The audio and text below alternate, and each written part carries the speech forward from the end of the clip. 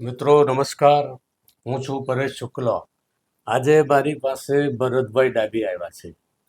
તમને જોવા ઉપરથી બહુ જ પાવરફુલ લાગશે. મંગળ પ્રધાન હાથ છે તેનો. તેણે જીવનમાં ઘણો સંઘર્ષ કરેલો છે, બરોબર છે? હા, બરોબર. તમારો સમય 32-33 થી શરૂ થયેલો છે. હા, બરોબર છે. 33 વર્ષ સુધી તમે સંઘર્ષ બહુ કર્યો. ફૂલ. ધ્યાન ન રાખ્યું હોય તો દેવું કરત પણ હા. થયું હોય, બરોબર છે? પછી બીજો સમય 36 થી શરૂ થયો, બરોબર છે? હા. 36માં 37માં મોટો પ્રોબ્લેમ આવ્યો, હા, પાકું. એ તમે સોલ્વ કર્યો. હા. હવે 38 થી 48 તમારો સમય સારો થયો. અત્યારે કેટલા વર્ષ થયા તમને? મારા અત્યારે 57 વર્ષ. અત્યારે તેમના 57 વર્ષ થયા છે. એમાં 51 થી 54માં તેને આકસ્મિક ધન લાભ મળ્યા હોવા જોઈએ. હા, મળ્યા છે. 51 થી 54માં તમે પૈસા બનાવ્યા, બરોબર છે? 55માં ઘાટ આવી. હા. એ 55ની ઘાટ ગઈ. હવે પાછળની સમય તેનો સારો છે. હવે ભરતભાઈ બહુ જ લાગણીશીલ અને ભોળા સ્વભાવના છે. મેં તમને અગાઉ વાત કરી હતી કે જેની હાથલાઈન બુધના પાડ નીચેથી નીકળી સીધી ગુરુ ઉપર જતી હોય, આવા લોકો લાગણીશીલ અને દયાળુ હોય છે. બીજાના માટે મરી જવા પણ તૈયાર થઈ જાય છે, તેવા ભોળા હોય છે. તેના હાથે દેવ મંદિરો પણ બને છે અને તેના જીવનમાં ગમે તેવી મુશ્કેલી આવે તો તેનો અદ્ભુત બચાવ થાય છે. પાકું. અત્યારે નિવૃત્તિ જેવું જીવન જીવી રહ્યા છે. હવે હું ભરતભાઈને વિનંતી કરું કે 2 શબ્દ તે કહે. હવે હું એક સેવાકીય દાદા પ્રવૃત્તિ કરું છું. અને મને એક બાપુએ બનાવી શીખવાડેલી ડાયાબિટીસ માટેની દવા છે.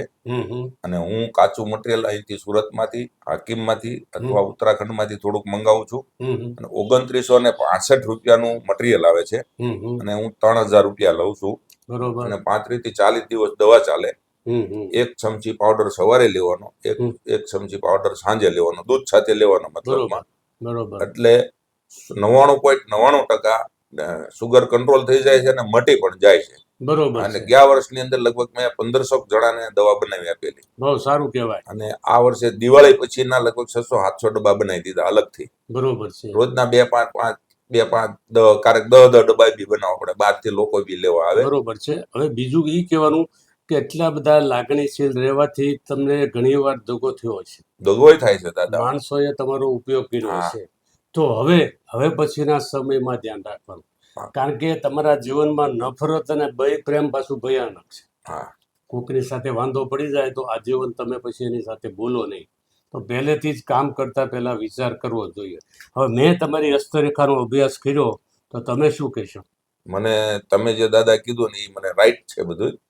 અને તમે જે વાર્તા કરી ને એ બરોબર એવું મને મારી લાઈફ લાઈનમાં અત્યાર સુધી જે થયું ને એ સાચું છે બધું. બરોબર. હવે પછીનું શું છે, આપણો મારું એક પ્રવૃત્તિ એવી છે કે સેવાકીય પ્રવૃત્તિ આપણે કરવી છે. તમારા હાથમાં માતાજીનું ચિહ્ન પીડ્યું છે. મેં અગાઉ સમજાવેલું છે કે શનિના પાડ ઉપર ત્રિકોણનું ચિહ્ન પડ્યું હોય, આવા લોકોને માતાજી સહાય કરે છે. તો તમારે માતાજી કુળદેવીની ઉપાસના કરવી જોઈએ. દેવી કવચ, કુંજિકા સ્તોત્રના પાઠ કરવા જોઈએ. એક માતાજીનો મંત્ર છે, શક્તિ સ્વરૂપિણી ત્રિપદા દેવી નમો. એના 1.25 લાખ તમે જપ કરો તો તમારું કાર્ય સિદ્ધ થાય. જય મહાદેવ. જય મહાદેવ. જય મહાદેવ દાદા. હવે આપણે સાંભળીએ. બરોબર બોલ્યા ને આપણે? હા, રેડી.